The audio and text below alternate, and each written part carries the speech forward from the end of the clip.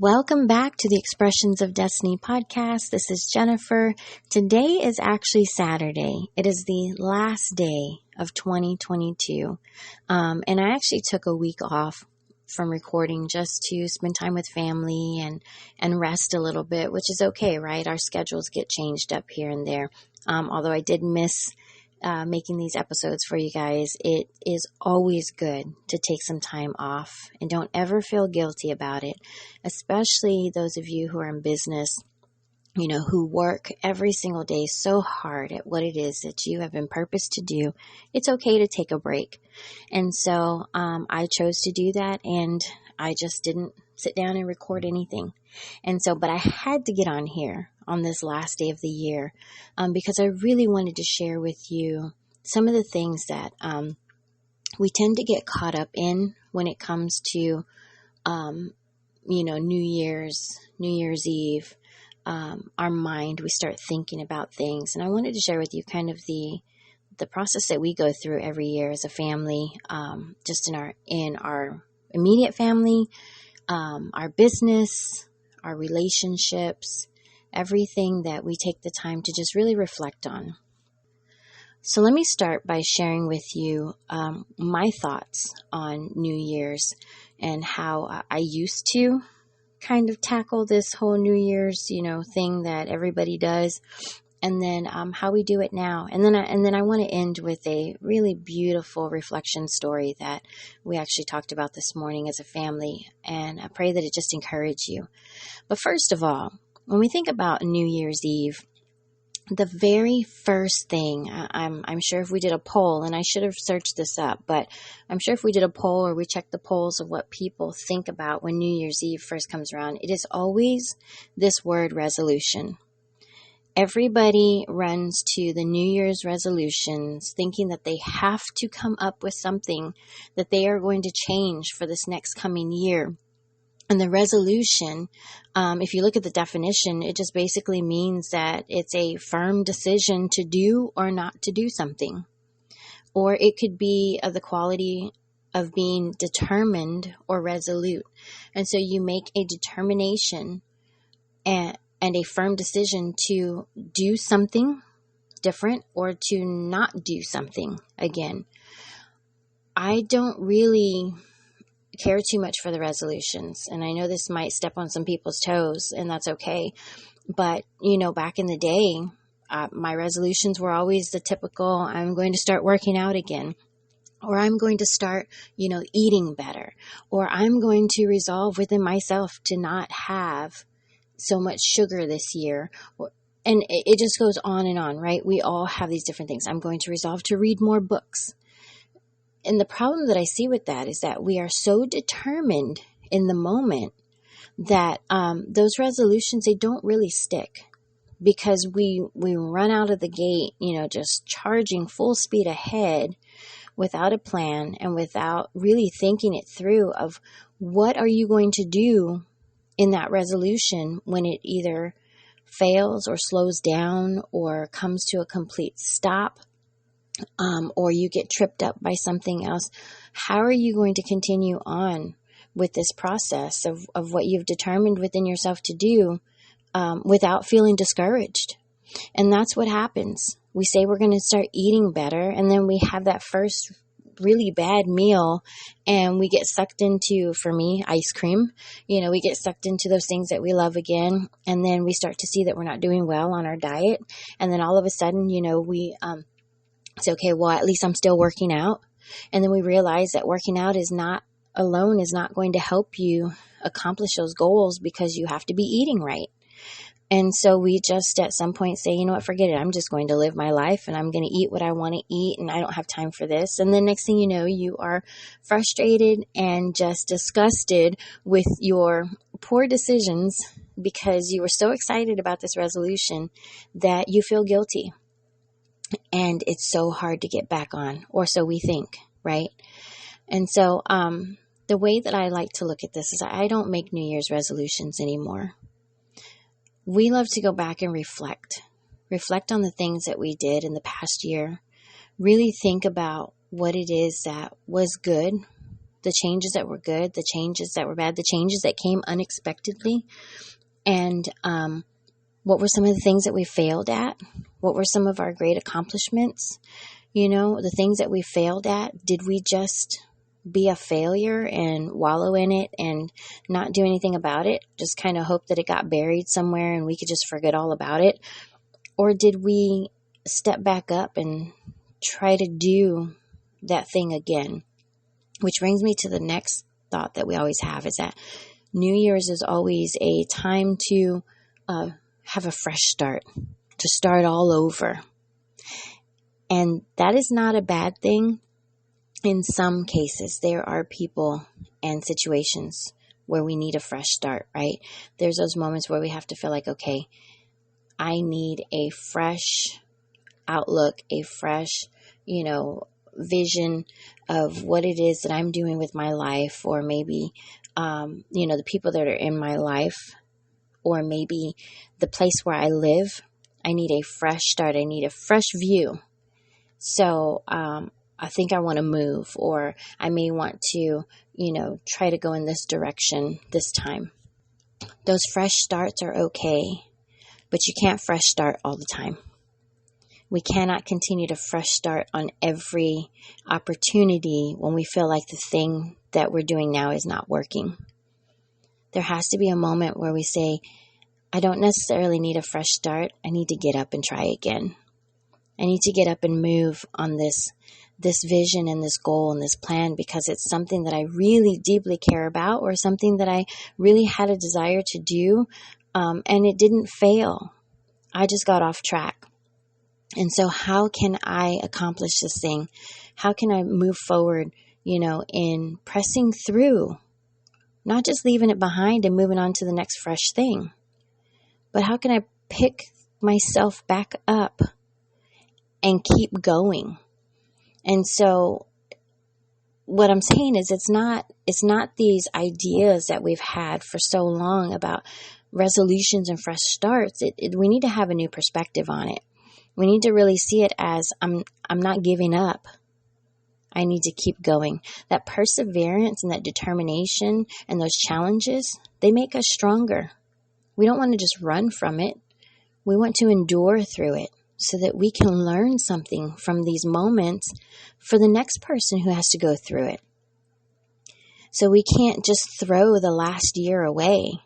We have to use what happened in the last year to move forward to the next year. It's from one season to the next. Summer doesn't just completely disappear when autumn comes. It eases from one season to the next. It transitions. Autumn doesn't go straight into winter. We transition into it. So take 2022 and transition into 2023. Carry the things that still have hope, that still have life in them. Carry them over. Let them transition into what it is that they were supposed to be. Because you didn't fail. Maybe you just needed more time. Maybe there were still things that needed to be tweaked and worked on. And so we continue that thing. We keep pressing forward. We don't just leave it behind and try to start all over with something else. So I wanted to also share a couple of scriptures with you that I really love. And this is going to lead into our New Year's reflection story that we had this morning. But first of all, Proverbs 16, verse 9. It says, in their hearts, humans plan the course, but the Lord establishes their steps. And I'll read that again. In their hearts, in my heart, in your heart, we, the humans, we plan our own course, right? We plan our day. We know what we want. We know where we want to go. We know what we're expecting. But it's the Lord that establishes our steps. He already has the plan for us. So going on to Isaiah 26:3, it says, you will keep in perfect peace those whose minds are steadfast because they trust in you. You is God our Father. He keeps perfect peace in the minds, those whose minds are steadfast because they trust in you. When I trust in my Father, when I trust Him, that He knows what's best for me, that He knows what's happening next, He knows the plan for my life, then I live in perfect peace. And there's no other way around that. Just trust in Him. Trust in Him, and He will give you peace, even in the moments where everybody else would be scrambled and running around, feeling the chaos and the storms in their life. There could be a storm just brewing around you.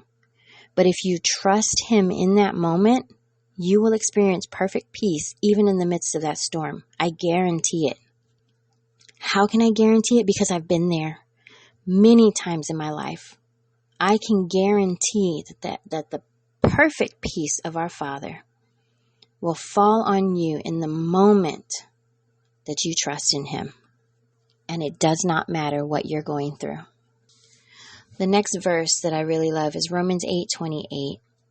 And it says, "And we know that in all things God works for the good of those who love Him and who have been called according to His purpose."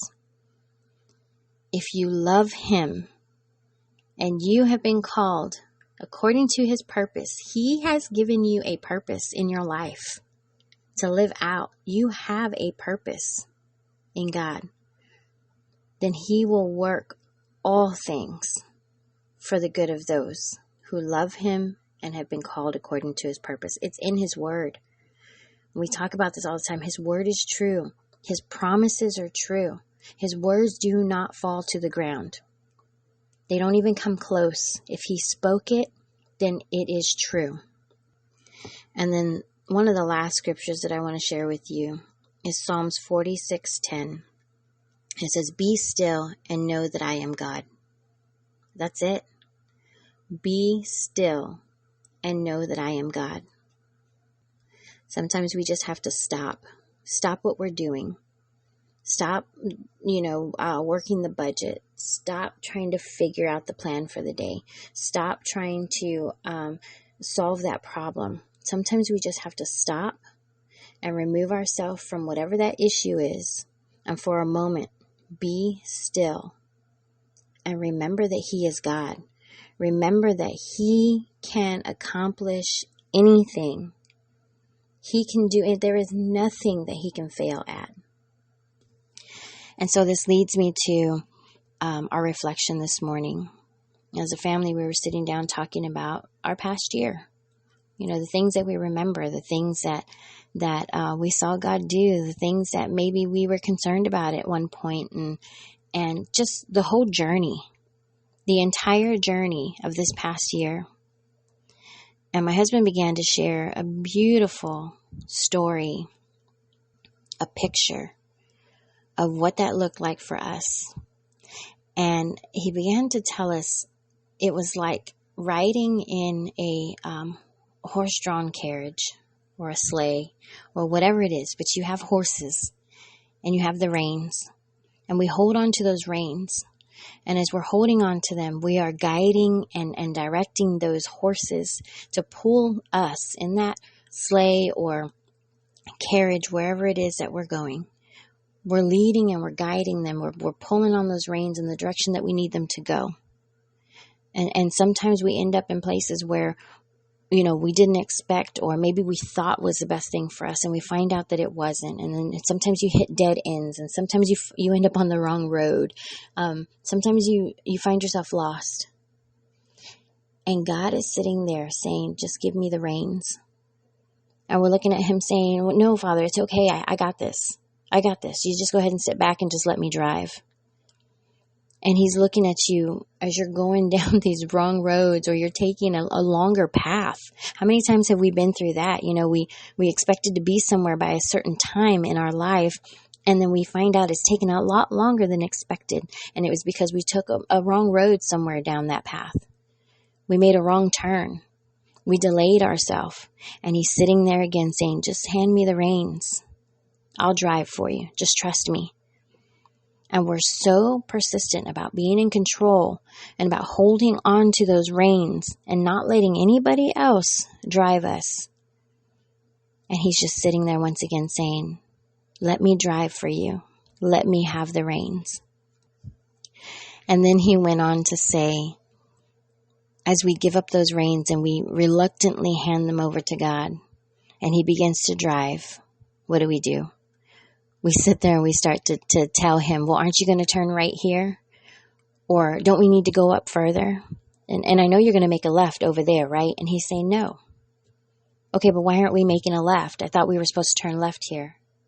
And God is saying, no, we don't turn left here. And he continues to drive, and we continue to sit there trying to tell God where it is that we think the path is supposed to go. Where are we supposed to turn? How much further are we supposed to travel? And he's saying, no, that's not the direction that I want to take you.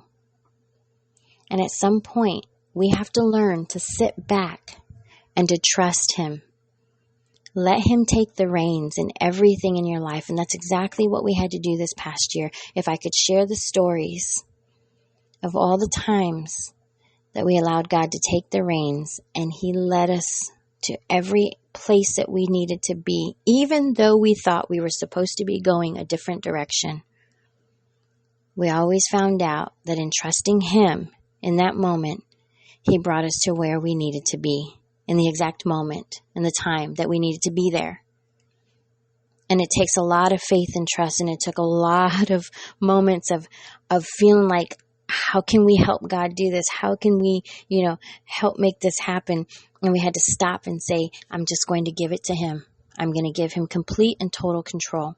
And do you know what happened along that path is that as we begin to sit back and enjoy the ride and allow God to drive the plan and the life that he has given to us, allow him to control and to lead us in the purpose that he has created us for. When we begin to trust and sit back and let him do that, then in those moments, because we are trusting in him and where it is that he is taking us, and I love this example that my husband gave.